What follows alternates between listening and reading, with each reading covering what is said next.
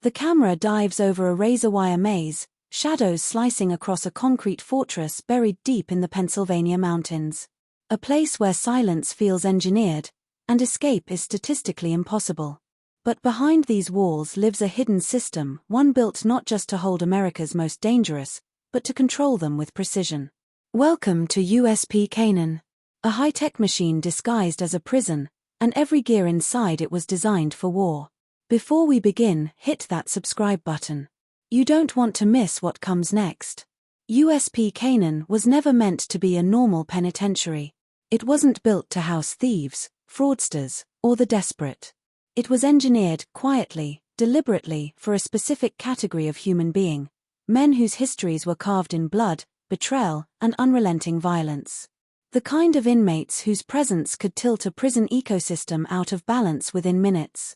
And in the early 2000s, the Federal Bureau of Prisons needed a new solution, something colder, smarter, and more adaptable than anything in the system's past.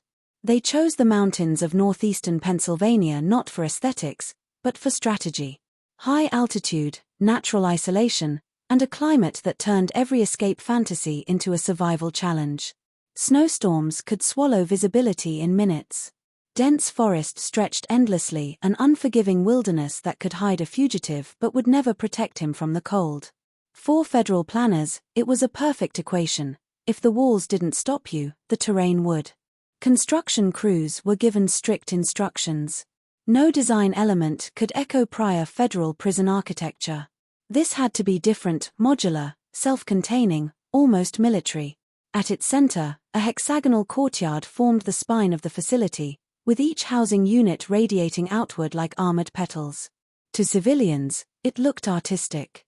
To anyone with tactical training, it was obvious. The shape optimized visibility, minimized blind spots, and forced every movement through predictable channels. The moment the first inmates arrived, Canaan's identity became clear. These were not small-time criminals. Some had run violent gangs on the streets of Chicago. Some had built drug empires from Los Angeles to the border. Others had orchestrated murders from inside prison cells hundreds of miles away. Their reputations arrived before they did, thick, heavy, documented in folders stamped with red warnings. What none of them expected, though, was the silence. Every other penitentiary carried noise, shouting, metal clanging, arguments between guards and inmates echoing through concrete hallways. But Canaan's acoustic engineering was different. Corridors absorbed sound rather than amplifying it. Cell doors slid instead of slammed. Even the ventilation systems were designed to hum at a frequency that calmed rather than irritated. The silence wasn't peaceful. It was controlled. A reminder, you're not in charge here anymore. Every inmate learned the second lesson fast. Canaan watched everything. Motion tracking cameras lined the ceilings in perfect symmetry. Yard schedules were calculated by algorithm to prevent cross-gang contact. Even commissary purchases triggered hidden behavioral scoring systems. The staff weren't just officers, they were specialists trained in psychological operations, threat assessment, and crisis negotiation. The place hummed with invisible intelligence. And yet, the public knew almost nothing. To the outside world, USP Canaan was a federal penitentiary with a clean administrative record. Reports were clinical, unemotional, a few lines about capacity, staffing, and infrastructure. Nothing about the secret classification teams that evaluated every inmate like an unstable component. Nothing about the high-frequency scanners in the walls or the emergency lockdown floors that could seal entire units in less than 3 seconds. Nothing about the tension simmering underneath, waiting for the smallest spark. By 2008, Canaan had earned a reputation among inmates nationwide. The older convicts whispered warnings to new arrivals: if they send you to Canaan, you're done running. The younger ones didn't believe it until they stepped off the transport bus and the mountain air punched them in the lungs. Until they saw the glass-reinforced towers, the triple fencing, the black cameras that didn't look like cameras at all. Until they felt those doors close behind them, sealing them inside a perfectly engineered cage. But the story of USP Canaan wasn't just about structure, technology, or location. It was about what happened when the most volatile personalities in federal custody were forced into a single controlled ecosystem.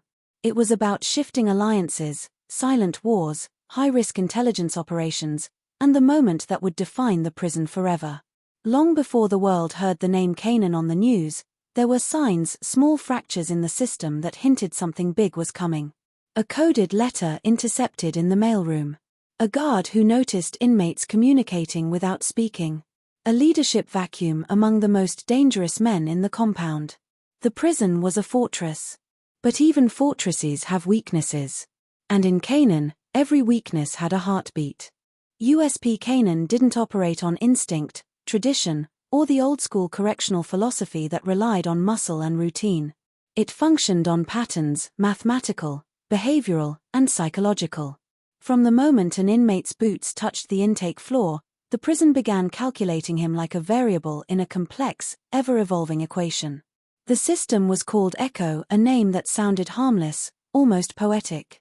In reality, it was the backbone of Canaan's intelligence machine.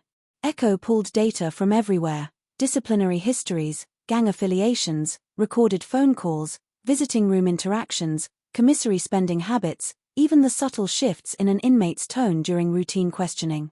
The software didn't just log behavior, it predicted it. A rising tension between two inmates could trigger automatic schedule adjustments before a single punch was thrown. A pattern of coded messages in the mailroom could shift a prisoner from general population to a higher security unit without explanation. To the men living inside, these changes felt random. To the system, they were calculus. The staff didn't fully understand Echo either. They were trained to interpret its recommendations, not question them. Red alerts appeared on central monitors with no detailed explanation, only a timestamp, a cell number, and a suggested intervention. Sometimes those interventions were minor, like changing work assignments. Other times they were drastic, immediate lockdowns, surprise searches, or emergency transfers to isolation units. And though no one admitted it openly, Echo wasn't always right. It made mistakes. But in a place designed to prevent chaos, the Bureau accepted the errors as necessary casualties. What the inmates saw was a force they couldn't touch, one that moved quietly, decisively, without a face or conscience. Old-school prison leaders were used to reading guards, manipulating weak points, studying human behavior. But how do you outsmart a system that sees you before you see yourself? This was the erosion of power that worried the older convicts. Men who had once controlled entire units in other penitentiaries found their influence evaporating in Canaan. Deals made in the yard collapsed because the parties involved were suddenly placed on different schedules.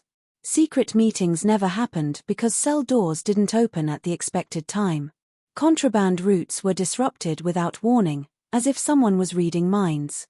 The younger inmates didn't understand why the old guard seemed hesitant, almost cautious.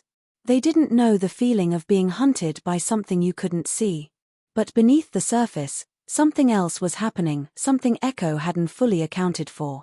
Canaan's most dangerous inmates were adapting. Slowly, quietly, strategically. The first sign of resistance appeared in Unit C, where several high-profile gang members were housed. These men had survived ADX Florence, USP Lewisburg, and the worst of the federal system. They were not easily intimidated. They started testing Echo, small gestures at first.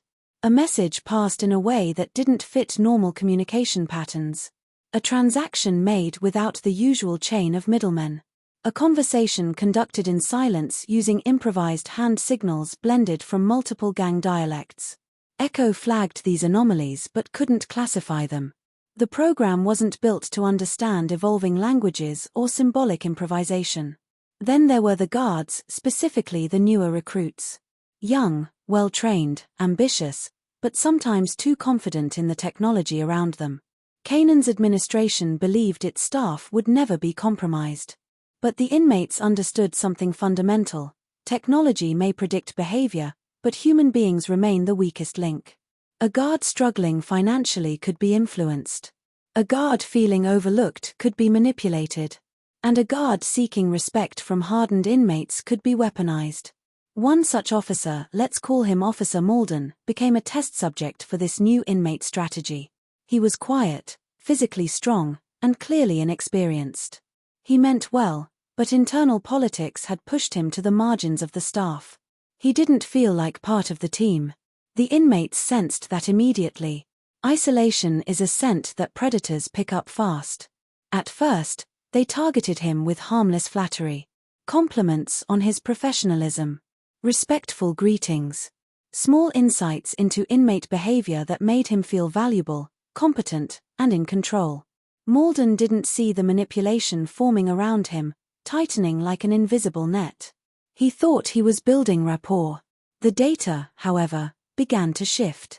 Echo detected subtle changes in inmate movement around Malden's shift schedule. Increased gatherings near his post. A spike in commissary trades among inmates he escorted. But the program couldn't identify the cause. It only triggered alerts that the captain dismissed as statistical noise. After all, nothing illegal had happened. Not yet. Meanwhile, the mountain winds outside howled against the reinforced glass windows, a reminder of the isolation that defined Canaan. Snow piled against exterior walls in white drifts, and the surrounding forest stood cold and silent, as if waiting for something to break the strange equilibrium inside the prison. In Unit C, the men preparing that break were patient. They understood the system's rhythms now, when it watched too much, when it watched too little, and which officers relied on the algorithms so blindly that they had stopped relying on their own judgment. USP Canaan was a fortress. A fortress with eyes everywhere. But even the sharpest eyes can be blinded. And the most advanced system can be deceived by the oldest tactic in human history. A weakness disguised as loyalty. Officer Malden had no idea the prison was beginning to tilt around him. He walked the C-Unit tiers with the same steady pace every morning, radio clipped to his vest, boots echoing softly on polished concrete. To him, the respect he received from inmates felt earned, even admirable. But to the old-school officers who had survived decades in the system, the shift was unsettling. In their world, inmates didn't compliment a guard unless they wanted something or someone. A veteran lieutenant named Rourke noticed it first. The man was a living artifact from the era before digital systems replaced instinct. Thick, weathered hands. Permanent shadows under the eyes. A voice that carried authority without needing volume. Rourke didn't trust silence, and Canaan had too much of it. He didn't trust software either, especially not one that tried to predict human behavior like weather patterns. Humans ain't weather, he muttered one morning. They're storms.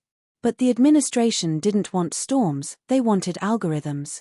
And no algorithm flagged Malden as a risk. Inmate behavior in Unit C was shifting in ways too subtle for Echo to categorize. Conversations stopped exactly 3 seconds before Malden rounded a corner, like a well-rehearsed performance. Inmates asked him harmless questions about policy changes, guard rotations, or how things worked. They placed him in the center of casual discussions, making him feel like a knowledgeable authority. It wasn't coercion, not yet. It was grooming disguised as professional respect. The man orchestrating this subtle campaign was Kadeem Blueprint Moran, a former gang strategist whose mind was as sharp as any military tactician. Blueprint wasn't the loudest man in the unit. He wasn't the strongest or the most feared. But he understood grid systems, patterns, structure, everything prisons were built on. The nickname Blueprint came from his uncanny ability to study any environment and identify the load-bearing beams of power. In Canaan, Officer Malden was one of those beams. Blueprint watched him for weeks, observing how he reacted under stress, how he responded to inmate questions, how often he checked door panels, how quickly he turned his head at sudden movement. These details formed a psychological map, a blueprint of Malden's weaknesses and motivations. Every man had a pressure point. Blueprint just needed to find the right one. The moment came during a routine lunch escort. Malden was guiding 2 inmates to the chow hall when a third inmate, Rico Torres, known for impulsive aggression, accidentally bumped into him. The collision was minor, hardly worth notice. But Rico raised his hands, palms out, an exaggerated apology. "My fault, officer," he said gently, his voice respectful in a way that felt foreign coming from a man with his record. Malden nodded, maybe a little too proudly. He didn't see the look Rico exchanged with the others. Blueprint saw it from the upper tier, hands resting on the railing, eyes cold and calculating. That evening, Echo flagged a minor spike in positive inmate-to-staff interactions involving Malden. To the software, this was harmless. Encouraging, even. Healthy rapport. A green-coded indicator. But Lieutenant Rourke saw the printed report on the monitor and frowned. Positive interactions, he grumbled. That's the smell right before milk goes bad. Meanwhile, inside the unit, the pressure kept building. Blueprint began assembling a small circle of trusted inmates, quiet thinkers, not impulsive soldiers. They met in the laundry room, using the sound of industrial dryers to mask their voices. They discussed timing, surveillance blind spots, guard rotations. They didn't talk about contraband. They didn't talk about violence. They talked about access. Access was the true currency of any maximum security prison. Not weapons. Not drugs. Not alliances. Access to doors. Access to timing. Access to the right guard. Blueprint's goal wasn't a riot or an escape. That kind of chaos didn't interest him. What he wanted was control of a specific wing, a specific moment, a specific opportunity the system wasn't designed to predict. Canaan's technology was built to monitor gang violence, contraband networks, and inmate conflicts. It wasn't built to handle an operation driven by patience, restraint, and psychological manipulation. While Blueprint prepared quietly, other pressures began to surface around the compound. In Unit D, two rival gang factions nearly clashed during morning recreation, forcing a brief lockdown. In Unit A, a malfunction in the door system delayed movement by 10 minutes, causing agitation among inmates already frustrated with cold temperatures during winter. In the SHU, a high-profile inmate began refusing meals, triggering suicide watch protocols. These weren't connected events, not directly. But Canaan was like a sealed pressure chamber. Every small incident added tension to an environment already running at maximum containment. And in the administrative wing, Warden Kessler felt the unease creeping through the facility like a slow fog. Kessler was not a reckless man. He had run 2 other penitentiaries before Canaan. He respected the power of technology but never trusted it entirely. He read every incident report personally. He walked the tiers himself once a week, something most wardens avoided. Still, even he couldn't identify what was wrong. There were no red flags. No major conflicts. No spike in violence. Everything looked stable on paper. But stability, in a place like Canaan, was often the illusion right before a fracture. Back in Unit C, Blueprint finally found Malden's pressure point. One afternoon, Malden lingered near the control booth after shift. He thought nobody was listening when he muttered under his breath, "Damn transmission again," referring to the used pickup he'd bought on a bad loan. Car trouble. Money trouble. Blueprint didn't smile. He just turned his head slightly, absorbing the information like oxygen. A weakness. A need. And in a prison where nothing was free, needs were opportunities.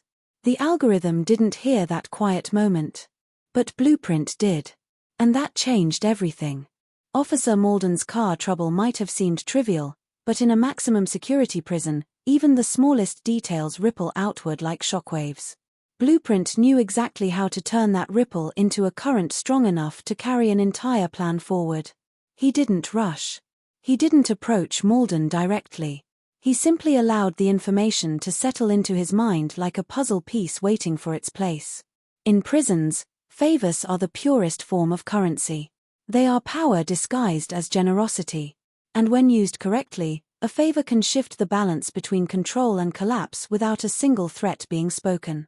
Blueprint understood this better than anyone. He had built reputations, toppled alliances, and orchestrated entire prison economies in other facilities using nothing more than carefully placed favors. The next morning, Malden arrived for his shift 10 minutes late, breath visible in the freezing mountain air as he hurried through the staff entrance. A fresh layer of snow covered the parking lot, hiding the oil stain under his aging pickup. It had leaked all weekend, worsening the transmission issue he'd hoped wasn't serious. By the time he made it into the central control corridor, his mind was already clouded with stress, money, repairs, overtime requests denied by administration. He was young, underpaid, and trying hard to look like he wasn't unraveling. Blueprint observed the shift change from the dayroom, reading body language like lines in a book. He saw the slump in Malden's shoulders, the tight lips, the forced politeness. All signs of a man whose pride was being chipped away by personal problems.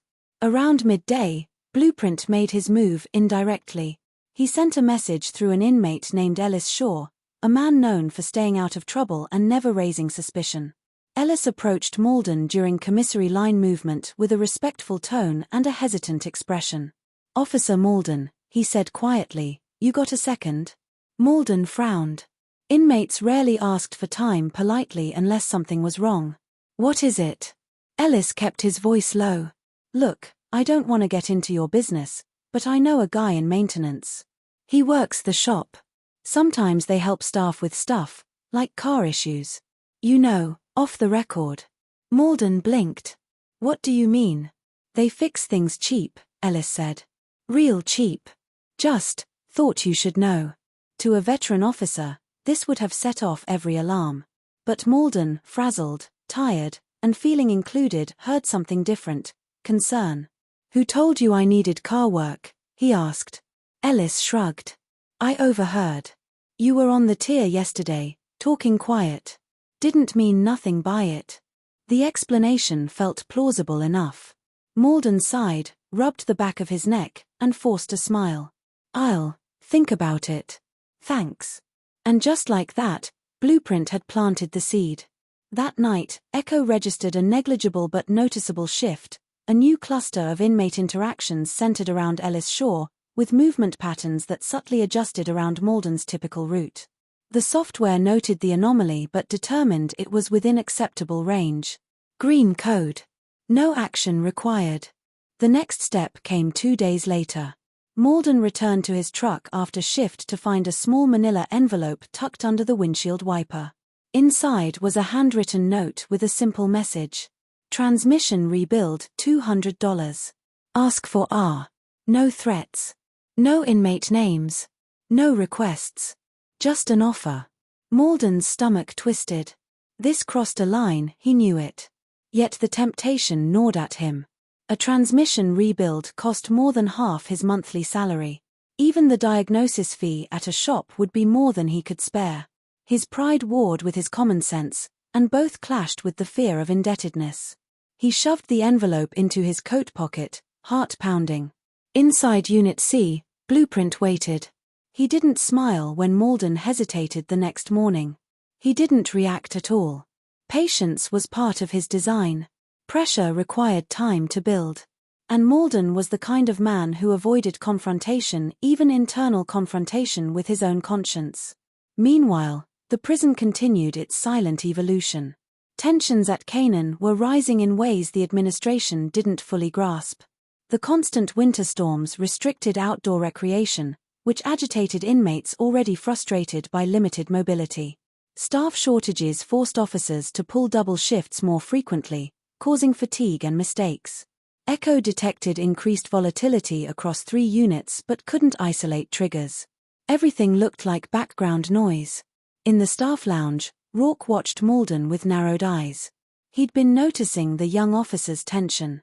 His distracted behavior. The slight trembling in his hands when he signed log sheets. The kind of signs that didn't show up on Echo's digital map but were obvious to anyone who'd survived decades inside prison walls. "Rough week?" Rourke asked casually. Malden forced a smile. "Just tired." Rourke leaned back, studying him. "Don't let the inmates see tired. They read it like a billboard." Malden nodded too quickly. But by then, Blueprint's plan was already tightening around him. Later that evening, as officers prepared for count, Malden found Ellis Shaw waiting near the tier door with a respectful nod. "Hey, officer," Ellis said softly. "If you want, I can get the number for that shop guy. No strings. Staff use him all the time." Malden hesitated. His chest tightened. He wasn't committing to anything, he told himself. Just gathering information. "Yeah," he finally whispered. "Okay. Give me the number." Ellis nodded and walked away. On the upper tier, Blueprint closed the paperback book in his hands. Not triumphantly. Strategically. Controlled pressure. Gradual leverage. One piece at a time. And now the first piece had moved. The system didn't notice. But the game had officially begun. The moment Malden took the number, an invisible line had been crossed. No alarms sounded. No red lights flashed on the central control screens. The world didn't shift under his feet, and the prison didn't suddenly expose its teeth. Everything looked the same: sterile hallways, flickering fluorescents, the distant hum of reinforced ventilation. But inside the logic of Canaan, Malden was no longer just a correctional officer. He had become a variable. One blueprint could now use. Officer Malden didn't call the number that night. He told himself he wouldn't. That he'd throw it away in the morning. But exhaustion changed the way reality looked. His paycheck was still days away, the repair bill on his mind, and the bitter Pennsylvania cold settling into the metal bones of his truck like a slow death sentence. He pulled the slip of paper out of his pocket at least 5 times before finally pushing it back in. He didn't dial, but the act of considering it was enough to open a door Blueprint needed him to open, mentally, if not yet physically. The next morning, Unit C felt colder. Malden swiped into the Sally Port, rubbing his hands together as the doors clunked shut behind him. He moved through the motions: radio check, tier walk, log review, but his focus wavered like a skipping record. The inmates noticed instantly. They always did. Blueprint studied him from the day room, barely moving, barely blinking. His expression unreadable. His posture relaxed. Only his eyes were active, tracing patterns in Malden's behavior the same way Echo traced patterns in inmate behavior. This was why Blueprint was dangerous. The prison trained officers to watch inmates. Blueprint trained himself to watch the watchers. Later that afternoon, the next stage of the plan unfolded, but not through Blueprint. Not through Ellis. Not through any inmate at all. It came through the system itself. Unit C experienced a minor electronic glitch. One of the portable scanners used to check inmate IDs during movement froze mid-cycle. The device malfunctioned, forcing guards to manually record names on paper. That slowed down the afternoon movement by 4 minutes, just long enough for Ellis Shaw to plant a single sentence into Malden's ears when the officer wasn't quite paying attention. "You won't regret calling that number," Ellis said quietly, almost murmuring. "Good guys. Fast work." Malden stiffened. "I didn't say I called." Ellis shrugged. "Didn't have to. Just letting you know." That was the moment Malden realized they were inside his head. That they were watching, not openly, not aggressively, but with subtlety designed to blur the line between coincidence and manipulation. He felt a flicker of panic, but it burned out quickly. Because the truth was, he did want to call. Not because he trusted inmates. Not because he wanted favors. But because he was stuck, frustrated, and drowning under the weight of being young, underpaid, and trying to look stronger than he was. Still, he resisted. For now. Meanwhile, tensions in the compound continued rising in ways no one could tie together. In the yard, a mild confrontation between 2 inmates forced brief isolation of multiple individuals.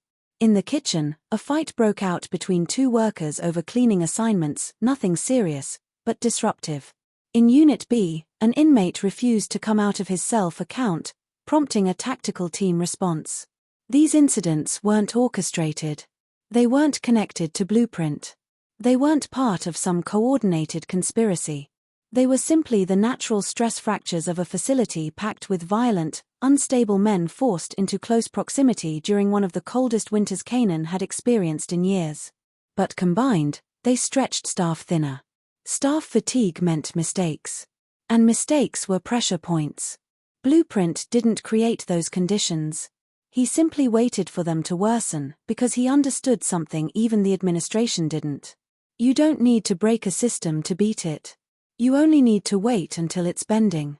Warden Kessler called an emergency staff meeting to address rising tensions. Officers gathered around the long conference table, sipping burnt coffee under fluorescent lights. Kessler stood at the front, posture rigid, jaw clenched. "We're seeing an uptick in agitation across multiple units," he said.